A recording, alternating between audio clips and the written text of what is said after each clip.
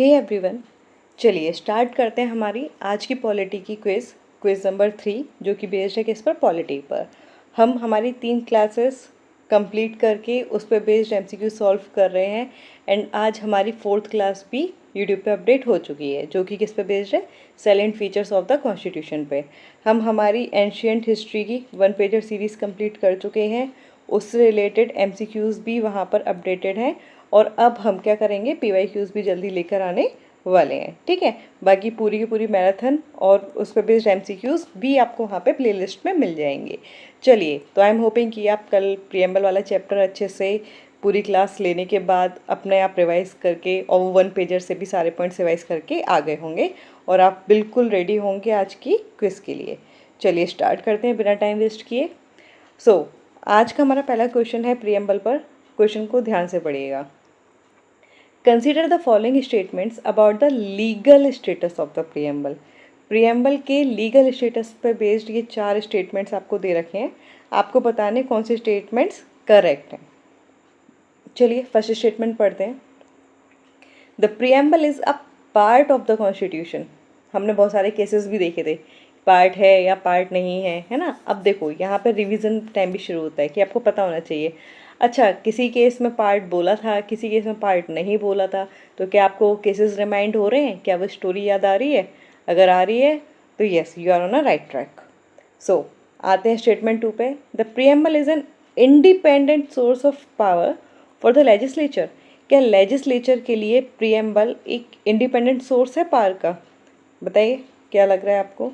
Statement 3 क्या कह रहा है? The preamble can be used as an aid in interpreting ambiguous constitutional provisions. क्या ये हेल्प करता है कॉन्स्टिट्यूशनल प्रोविजंस को डिकोड करने में, इंटरप्रेट करने में?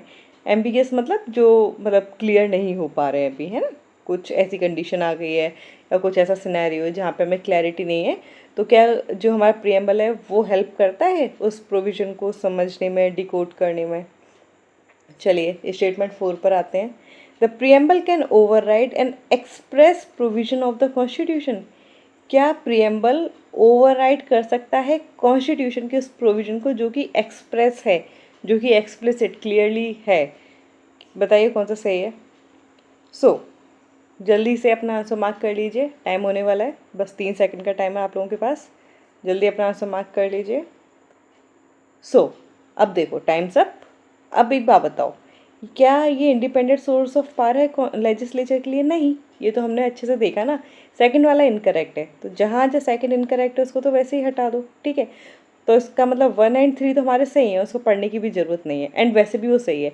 हमने देखा था प्रियम्बल पार्ट है कॉन्स्टिट्यूशन का, ठीक है, एंड उसके अलावा हमने ये भी देखा था कि जहाँ पे क्लैरिटी नहीं होती है वहाँ से हम प्रियम्बल से हेल्प लेते हैं उस चीज़ को क्लियर करने के लिए।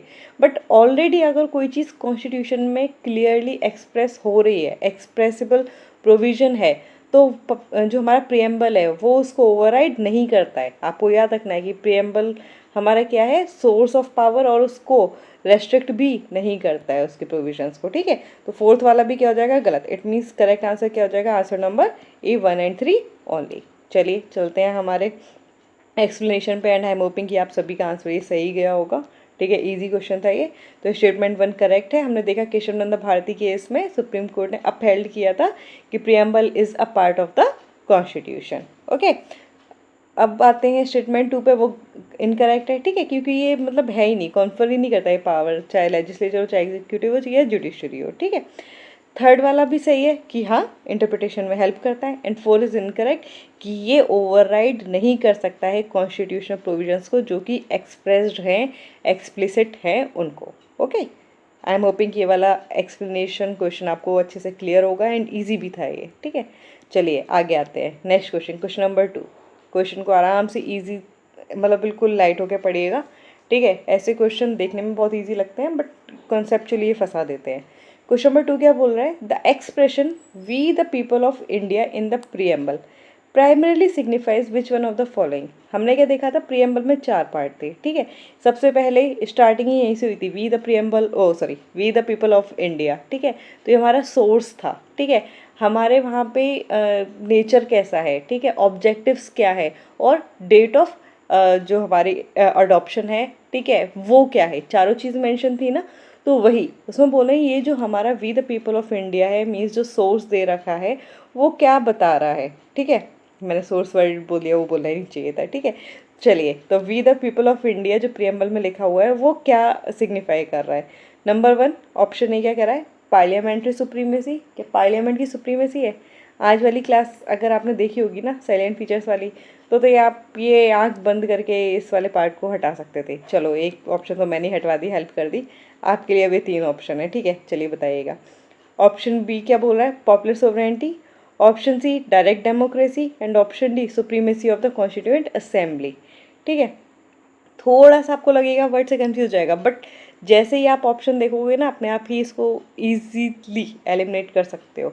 चलिए जल्दी से अपना आंसर मार्क कर लीजिए, बहुत कम टाइम बचा है। यस, जल्दी जल्दी मार्क कीजिए। इजी क्वेश्चन है, ढंग से पढ़िए। उस पर भी मैंने एक ऑप्शन तो मैंने ही एलिमिनेट करवा दिया, आपकी हेल्प कर दी, ठीक है। नाउ टाइम्स अप, ठीक है।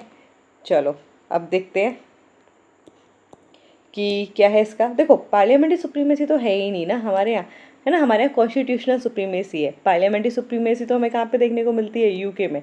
पार्लियामेंट ने जो बोला वही सच है, ठीक है। We the people of India, हम लोगों के बारे में बात कर रहे हैं, तो यस पॉपुलर जो हम लोग हैं उनकी सोवरेंटी है, ठीक है। इसको ऐसे समझिए। डायरेक्ट डेमोक्रेसी है, नहीं, इसका तो कोई मतलब ही नहीं है, ठीक है। और कॉन्स्टिट्यूएंट असेंबली की सुप्रीमेसी है, नहीं। अमेंडमेंट के भी तो प्रोविजंस है ना, ये सारी चीज़ें, तो ये तो होगा ही नहीं। तुम्हारा करेक्ट आंसर क्या हो जाएगा एलिमिनेट करने के बाद, ऑप्शन नंबर बी। क्लियर। चलिए इसका आंसर देख लेते हैं। तो yes, answer B is the correct, है ना। एक्सप्रेशन क्या बोल रहा है, ये जो we the people of India है ये सोर्स है हमारे अथॉरिटी का कॉन्स्टिट्यूशन की। और वो कौन है, लोग हैं ना। जब लोग ही हैं तो हमारी क्या होगी, पॉपुलर सोवरेंटी के प्रिंसिपल को ये बता रहा है या दर्शा रहा है, ठीक है। इसका मतलब कि ये नहीं है कि यहाँ पे डायरेक्ट डेमोक्रेसी है या पार्लियामेंट सुप्रीम है, ऐसा कोई भी प्रोविज़न नहीं है, ठीक है। चलिए चलते हैं हमारे नेक्स्ट क्वेश्चन पे, क्वेश्चन नंबर 3। ये पेयर बेस्ड क्वेश्चन है। यहाँ पे आइडियल्स दे रखे हैं जो प्रियम्बल में आपको देखने को मिलते हैं, और इसका ऑब्जेक्टिव क्या है आपको ये बता रहा है। बहुत ही ज़्यादा इजी क्वेश्चन है, आराम से ध्यान से पढ़िए इसको। मैंने कल ही बताया था ये जस्टिस कितने तरीके के हैं, ठीक है। लिबर्टी कितने तरीके की है, नंबर भी याद रखने हैं अपन को कि 3 है, 5 है, 1 है ना, वो सारी चीज़ें।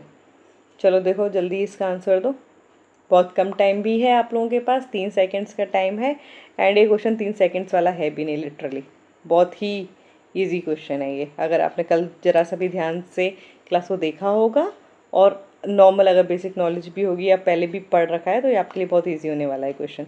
चलिए, सो ना टाइम्स अप। चलिए अब अपना आंसर देख लेते हैं। अब देखो जस्टिस, जस्टिस कल हमने देखा था ना कि yes social, economic and political justice, 3 तरीके के जस्टिस हैं, तो सही है, पेयर वन तो सही है।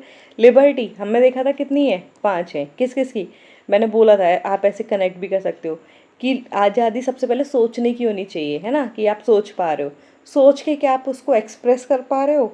एक्सप्रेस कर पाओगे तभी तो आप किसी चीज़ से बिलीव कर पाओगे। एंड बिलीफ के बाद क्या आता है हमारा फेथ, एंड फिर हमारी लास्ट में वर्शिप, ठीक है। तो ये हमारी 5 सही है, बिल्कुल सही बात है।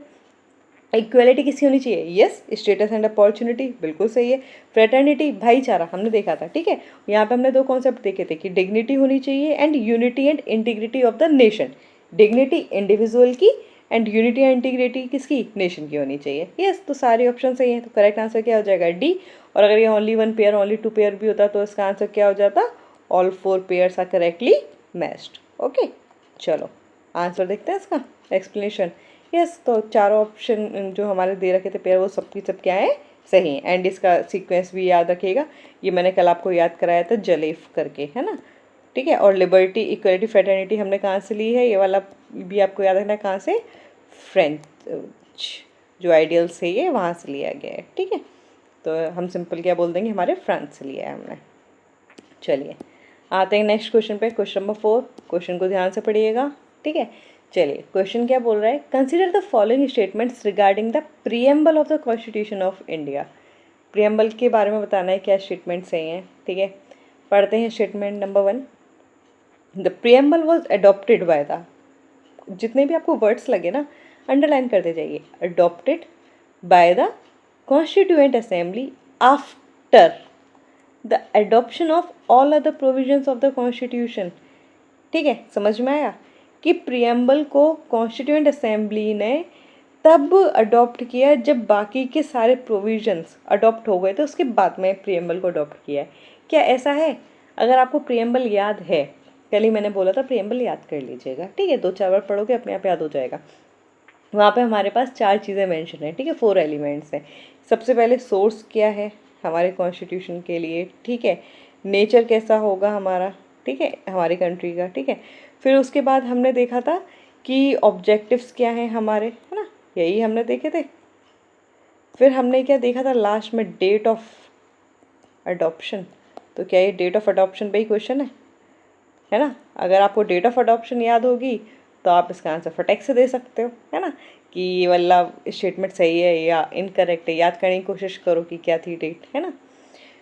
फिर आते हैं हमारे स्टेटमेंट 2 पे। The preamble has been amended only once since the constitution came into force.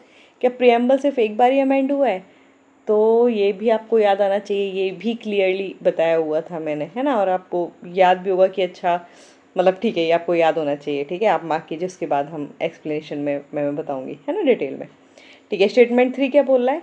The 42nd constitutional amendment act 1976 added the words socialist, secular and integrity to the preamble. अब थर्ड स्टेटमेंट ने तो और easy कर दिया हमारे इस वाले question को। चलिए बताइए कौन कौन सा सही है,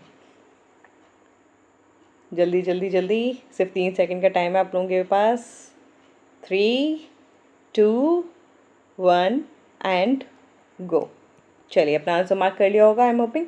चलो तो अब देख लेते हैं क्या मतलब अब पहले मुझे ये बताओ, सोर्स हमारा क्या है? अभी हमने देखा प्रीवियस क्वेश्चन में, we the people of India. Nature क्या होना चाहिए? हम देख चुके हैं, sovereign, socialist, secular, democratic, republic, है ना, यही चाहिए हमें। ऑब्जेक्टिव्स क्या है इसके? जलेफ, ठीक है, justice, liberty, equality and fraternity, ठीक है, जलेफ, है ना, ये आपको याद रखना है। डेट ऑफ अडॉप्शन क्या आती है? 26 नवंबर 1949, है ना। तो और हमारा जो बाकी का जो प्रोविज़न थे, मतलब देखोगे तो ये बाद में कहाँ हुआ है, सब क्या हुआ है, साथ में अडॉप्ट हुआ है ना। जैसे ही बाकी प्रोविजंस अडॉप्ट हुए हैं, साथ में हमारा प्रियम्बल हुआ है, तो आफ्टर वाला वर्ड तो गलत हो गया, तो पहला स्टेटमेंट हमारा गलत हो गया। सेकंड स्टेटमेंट यस, देखो थर्ड स्टेटमेंट ने ही आपको हिंट दे दी अगर आपने पढ़ा हुआ होगा तो, है ना, कि 42nd अमेंडमेंट एक्ट ने ही क्या किया था, 3 वर्ड ऐड किए थे, मैंने ऐसे याद भी कराया था, सिर्फ याद रखना कि क्या क्या है, सोशलिस्ट, सेक्युलर एंड इंटीग्रिटी। तो सेकंड एंड थर्ड स्टेटमेंट सही है और फर्स्ट क्या है, इनकरेक्ट है। So the correct answer would be B. चलिए चेक करते हैं। So yes, the correct answer is B. पहला वाला इनकरेक्ट है, प्रियम्बल हमारा अडॉप्ट हुआ कब? 26 नवंबर 1949 को, अलोंग विद द कॉन्स्टिट्यूशन, बाद में नहीं हुआ है, ठीक है। स्टेटमेंट 2 और 3 तो हमारे करेक्ट थे, ठीक है, हम देख चुके हैं। चलिए आते हैं आज के हमारे लास्ट क्वेश्चन पे। सो ढंग से पढ़िएगा, अच्छे से तसल्ली के साथ, इजी क्वेश्चंस चल रहे हैं, आपकी बस कॉन्सेप्चुअल क्लैरिटी चेक हो रही है। अगर आपने कल वाली क्लास अच्छे से देखी है और रिवाइज करके आए हो ना, तो आई एम बेटिंग कि आपके आंसर्स गलत नहीं जा रहे होंगे, सही जा रहे होंगे। और सही जा रहे हैं तो very well and good, and अगर गलत जा रहे हैं ना तो प्लीज़ डिमोटिवेट होने की कोई ज़रूरत नहीं है। अपने इस वाले पार्ट को रिवाइज करते रहो, जितना अभी रिवाइज करोगे उतना ही फ्रूटफुल रहेगा आपके रियल एग्ज़ाम में, ठीक है। ये तो अभी हम हमारे प्रैक्टिस सेशन चला रहे हैं ना, तो मार्क्स से कोई फ़र्क नहीं है, अभी सिर्फ और सिर्फ आपका फोकस किस पे होना चाहिए, लर्निंग पर। ओके, चलो देखते हैं हमारा question number 5। With reference to the preamble and the basic structure doctrine consider the following statements. Statement number 1, मतलब प्रियम्बल और बेसिक स्ट्रक्चर डॉक्ट्रिन के रेफरेंस में क्वेश्चन पूछा गया है। 3 स्टेटमेंट दिए हैं, हमें बताना है कौन सा करेक्ट है और इनकरेक्ट है। अब देखो, अभी तक मैं सारे क्वेश्चन थोड़ा आप लोगों का बेस बनाने के चक्कर में सिर्फ करेक्ट वाले पूछ रही हूँ, बट कल से मैं अभी से आपको एक चीटिंग बता रही हूँ, है ना, कि मतलब पेपर आउट वाली चीज़ है, कि मैं कल से इनकरेक्ट ऑप्शन भी देने वाली हूँ, ठीक है। मतलब इनकरेक्ट वाला पार्ट पूछूंगी कि इसमें से कौन से स्टेटमेंट्स इनकरेक्ट हैं, तो क्वेश्चन को और ढंग से पढ़िएगा, ठीक है। तो ये कल से स्टार्ट हो जाएगा। अभी के लिए हमारा करेक्ट वाला बताना है आपको। स्टेटमेंट 1 क्या कह रहा है? The preamble can be amended under article 368। क्या प्रियम्बल को अमेंड कर सकते हैं? स्टेटमेंट 2 क्या कह रहा है? An amendment to the preamble can not destroy the basic structure of the constitution, ठीक है। स्टेटमेंट 3 क्या कह रहा है? The preamble itself contains enforceable fundamental rights, ठीक है। चलिए बताइए इसका आंसर क्या है। मतलब तीनों स्टेटमेंट्स को अच्छे से पढ़िए कि मतलब बेसिक स्ट्रक्चर हमने पढ़ा हुआ है, ठीक है। क्या ये अमेंड हो सकता है या नहीं हो सकता है? 3 सेकंड का टाइम है, फटाफट से इसको रिवाइज कर लीजिए, सॉरी अपना आंसर मार्क कर लीजिए। Okay, so I am hoping कि आप सबने अपना आंसर मार्क कर दिया होगा, है ना। चलिए तो फिर देखें इसको, ठीक है। इसको मैं रफ कर देती हूँ सारा। चलिए अब हम देखते हैं इसका answer. The preamble can be amended, yes, article 368 में अमेंड हो सकता है, इसीलिए तो 42nd अमेंडमेंट एक्ट आ गया ना, ठीक है। उसके प्रोविज़न आज भी हैं, सिर्फ याद रखो। तो इसका मतलब ठीक है, अमेंड हो सकता है इसीलिए तो अमेंड हुआ ना। पहला स्टेटमेंट तो सही है, ठीक है। सेकेंड वाले स्टेटमेंट पे आते हैं। जो अमेंडमेंट है वो बेसिक स्ट्रक्चर को डिस्ट्रॉय नहीं कर सकता। तो प्रियम्बल क्या, कॉन्स्टिट्यूशन का कोई भी पार्ट ऐसा नहीं है जो हमारे बेसिक स्ट्रक्चर को डिस्ट्रॉय कर सके या ऑल्टर कर सके, ठीक है। तो ये हर चीज़ पे लागू होगा, सिर्फ और सिर्फ प्रियम्बल नहीं है, सब पे, ठीक है। फर्स्ट भी सही है, स्टेटमेंट 2 भी सही है। थर्ड क्या बोला है कि preamble itself contains enforceable fundamental rights. नहीं नहीं नहीं, ये गलत है। जो फंडामेंटल राइट्स हैं वो हमारे पार्ट 3 में है ना। किस आर्टिकल के अंदर आते हैं? आर्टिकल 12 to 35, ठीक है। तो ये वहाँ पर है, प्रियम्बल में खुद वो एनफोर्स नहीं करता है, मतलब कॉन्फर नहीं करता है कि एनफोर्सेबल फंडामेंटल राइट्स होंगे। तो ये स्टेटमेंट 3 इज़ इनकरेक्ट। तो इसका करेक्ट आंसर क्या होना चाहिए? 1 और 2। क्लियर है? चलिए देखते हैं इसका एक्सप्लेनेशन। सो यस, इसका करेक्ट आंसर है ए, मीन्स जो हमारा स्टेटमेंट 1 है और स्टेटमेंट 2 है ये तो करेक्ट है, बट 3 इनकरेक्ट है। कि मतलब ये नहीं है कि मतलब खुद ही बोलेगा, वो तो फंडामेंटल राइट्स जो हमारे पार्ट 3 और आर्टिकल 12 to 35 में है, बट ये खुद कॉन्फर नहीं कर रहा है। ओके, ये याद रखना है। एंड बेसिक स्ट्रक्चर तो हमने देखा था केशव नंदा भारती केस, अब तक तो रट जाना चाहिए आपको, ठीक है। सो आई एम होपिंग कि आपने सारे आंसर्स अच्छे से मार्क किए होंगे, सॉरी नॉट आंसर्स, क्वेश्चन के जो आंसर्स हैं वो आपने अच्छे से मार्क किए होंगे कि, और वो आपके सही भी गए होंगे, ठीक है। और ये रहा हमारा 1 पेजर सीरीज़, जिसमें से हम क्या करते हैं, आपको डेली लेक्चर भी इसी के बेसिस पर है, ठीक है। हम आपको 1 पेजर डेली अर्ली मॉर्निंग में पोस्ट में प्रोवाइड करवा देते हैं, उसके बाद लेक्चर भी ले रहे हैं, एंड नेक्स्ट डे हम उसी लेक्चर पर बेस्ड MCQs भी ले रहे हैं, जिससे कोई भी लूप होल ना रहे, ठीक है। तो अच्छे से सीरीज़ को कंप्लीट कीजिएगा, अच्छे से पढ़ते रहिए, रिवाइज करते रहिए, है ना, एंड ग्रो करते रहिए। अब ये देखो, ये प्रियम्बल के सारे पॉइंट्स ना यहाँ से रिवाइज कर लेना, और कहीं पे कुछ भी इशू हो तो आप कमेंट्स में पूछ सकते हो, टेलीग्राम ग्रुप पे हमसे पूछ सकते हो, कनेक्ट हो सकते हो, एंड जितना हो सके प्रैक्टिस करते रहिए। Okay, so keep learning, keep shining, keep revising. Okay, and अगर ये लेक्चर्स एंड ये पूरी की पूरी सीरीज़ अगर आपको पसंद आ रही हो तो प्लीज़ इसको लाइक, शेयर एंड सब्सक्राइब ज़रूर कीजिएगा। एंड कोई भी डाउट हो तो आप कमेंट्स में हमसे पूछ सकते हो, ठीक है। चलिए फिर मिलते हैं हमारे कल के नेक्स्ट सेशन में। आज ढंग से सैलिएंट फीचर्स वाला चैप्टर जो क्लास हमारी अपलोड हो चुकी है यूट्यूब पे, उसको अच्छे से देख लीजिएगा, ठीक है। और कल हम क्या करेंगे, इसी सैलिएंट फीचर्स वाले चैप्टर पे MCQs की प्रैक्टिस करेंगे, तो अच्छे से पढ़ के आइएगा। मिलते हैं कल के सेशन में। Okay, so thank you, bye bye, have a nice day to all of you.